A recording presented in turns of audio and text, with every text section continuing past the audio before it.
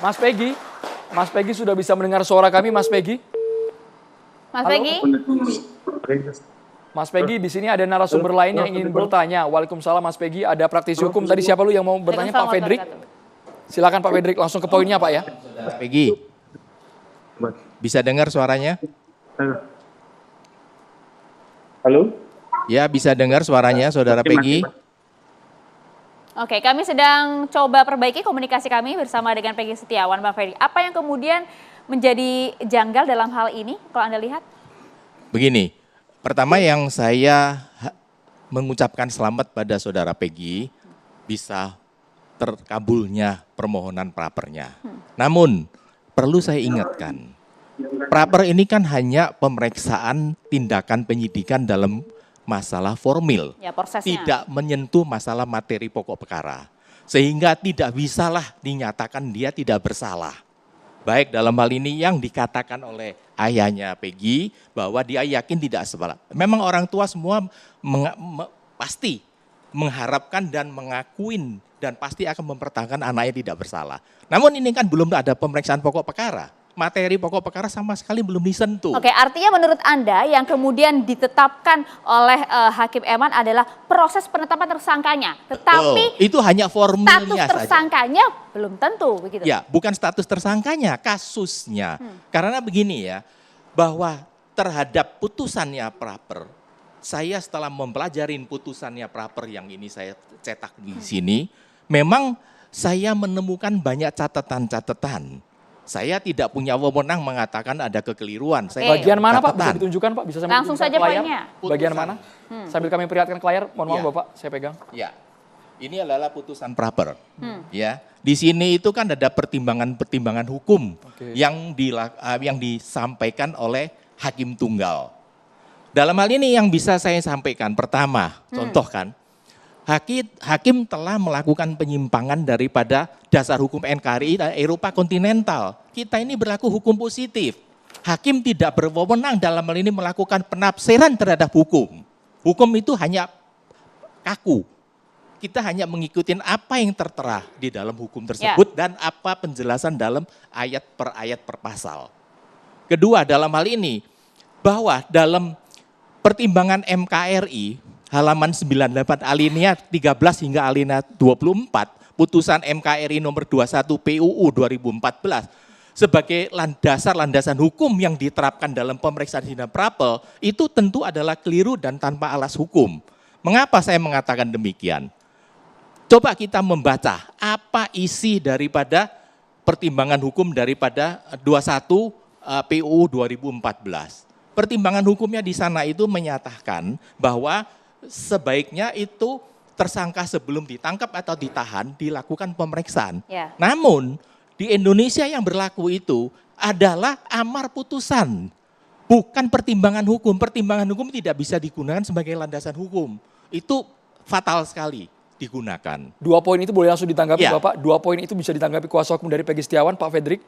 Oh silakan poin itu. mau ditanggapi. Oke, silakan. Bang Insang, Nasruddin. Hanya sebatas keberhasilan di tingkat formil tapi material belum sepenuhnya. Iya, kalau terkait dengan keberhasilan di tingkat formil memang ranah pra-peradilan seperti demikian. Kemudian juga bahwa pemeriksaan, kami paham benar bahwa ini pemeriksaan formil. Hanya menguji penetapan tersangkanya sah atau tidak, tapi merujuk dari putusan yang disampaikan kemarin, di situ sangat jelas bahwa mulai dari DPO-nya sampai penetapan tersangkanya, ya kan. Kemudian seperti yang Pak Fedrik tadi sampaikan, rujukannya memang betul bahwa dia sampaikan di pertimbangan hukum. Ya. Di pertimbangan hukum, hakim kemarin menjelaskan memang betul bahwa dalam pertimbangan hukum ini, karena ini maknanya adalah putusan Mahkamah Konstitusi, maka tidak boleh dilihat hanya sekedar amarnya. Itu pendapat hakim. Jadi dia masukkan juga ini merupakan satu bagian yang tidak terpisahkan dari pertimbangan hukum tersebut. Hakim sudah menjelaskan bahwa memang klien kami Peggy Setiawan pada saat ditetapkan tersangka tidak terlebih dahulu dilakukan pemeriksaan calon tersangka. Seharusnya itu yang menjadi dasar, harusnya itu yang dilakukan. Tapi ternyata pihak Polres Jawa Barat tidak melakukan demikian. Makanya permohonan kami menjadi dasar dikabulkan. Salah satunya seperti itu. Ya, Bu Fredrik. Iya kan? Itu justru di mana terjadinya kekilafan hakim. Hakim itu tidak punya wewenang menafsirkan. Dia itu menafsirkan. Hakim itu hanya kaku mengikuti hukum positif yang berlaku. Bagaimana pertimbangan itu dijadikan sebagai landasan hukum. Yang dimana amar putusan sama sekali tidak ada cantumkan bahwa sebelum penangkapan wajib diperiksa. Tidak ada, silakan periksa amar putusan. Atau perlu saya bacakan di sini. Ya.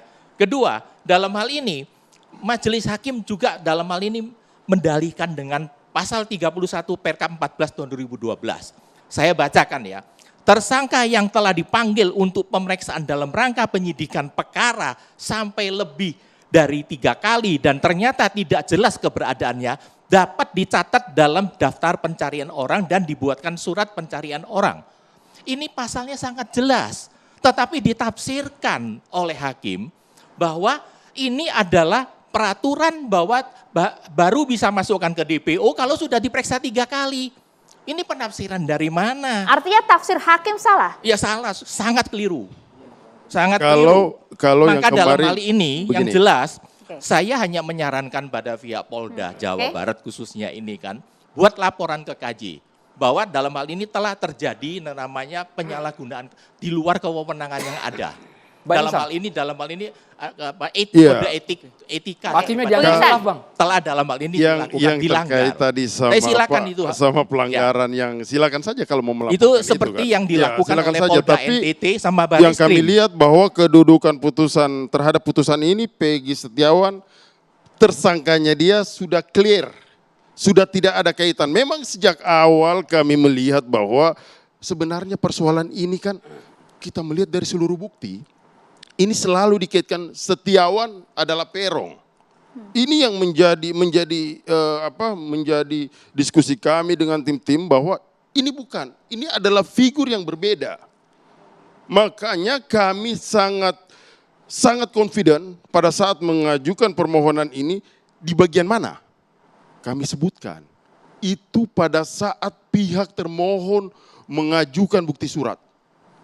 Di tim kami sudah menjelaskan bahwa saya mengatakan begini, ketika pihak termohon menyampaikan sampai puluhan surat, maka kami memiliki dugaan ragu-ragu dalam memiliki alat bukti. Pihak termohon mengajukan bukti sebanyak 72. Kalau seandainya memang betul Peggy Setiawan adalah Peggy Peron, enggak usah banyak-banyak. 1, 2, apalagi kalau didukung oleh scientific evidence. 1 aja cukup. Itu sudah ada berkaitan, tapi ini memang ditarik dan kemudian dicocok-cocokkan. Pak Fredrik, ini apakah cocokologi, Pak Fredrik? Menurut Saya begini ya, kalau menilainya masalah kan? barang bukti 1 atau 100 itu adalah kebijaksanaan daripada dalam hal ini termohon dan adalah wewenang daripada hakim untuk menilai. Namun dalam hal ini saya tambahkan tadi yang pembicaraan tadi kan bahwa majelis hakim dalam hal ini telah melanggar Undang-Undang 12 tahun 2011 tentang terbentuknya perundang-undangan pasal 7, hierarki dari perundang-undangan. Di mana itu yang paling tinggi jelas tentu semua juga tahu ya, itulah Undang-Undang Dasar, Ketetapan MPR, dan itu Perkap, itu jauh di bawah Undang-Undang nomor 8 tahun 2000, nomor 8 tahun 2000, nomor 8 tahun 1981, KUHP. Kemudian begini Mas. Di KUHP itu tidak ada satupun pasal yang menyatakan bahwa tersangka tidak boleh ditangkap, wajib diperiksa terlebih dahulu. Tetapi pertama, hakim telah membengkokkan isi daripada pasal 31. Yang dimana tidak ada kata-kata Pasal tidak bisa masukkan ke 31 dalam DPO. Mahkamah Konstitusi itu yang menjadi rujukannya. Kalau kita berbicara Bukan, masalah kita DPO, bicara maka dalam hal rujukannya ini adalah Perkap. hukum.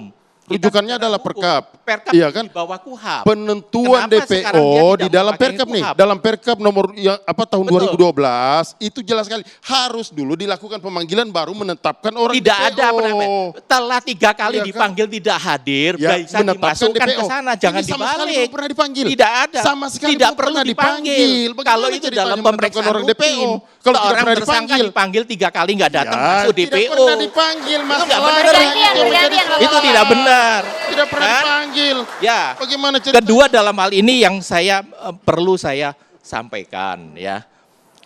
dalam pelaksanaannya ini kan kita kenal namanya actori incumbent probatio. Oke. Kan?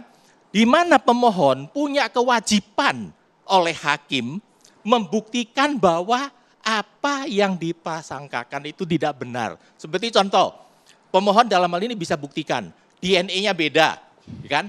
Kemudian misalkan dia punya golongan darah beda. Keliru Ciri khas lagi dan ini lainnya. karena Itu ini harus konsep buktikan. adalah Bukan pra-peradilan. saya- Kami yang menuduhkan pihak Oke, Brigadier. termohon.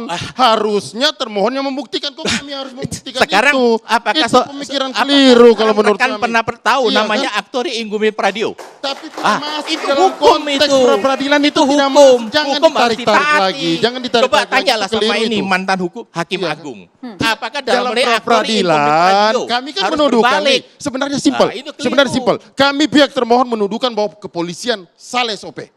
Seharusnya mereka tunjukkan, oh tidak. Ini Kami sudah punya putus saja bukti. masih yang harus berdebat. Kami membuktikan punya salah, bukti. bukan Sepertinya Hakim Eman Sulaiman harus kita hadirkan malam hari ini di Carta Demokrasi. Kami akan segera kembali sesaat lagi pemirsa, tetaplah bersama kami.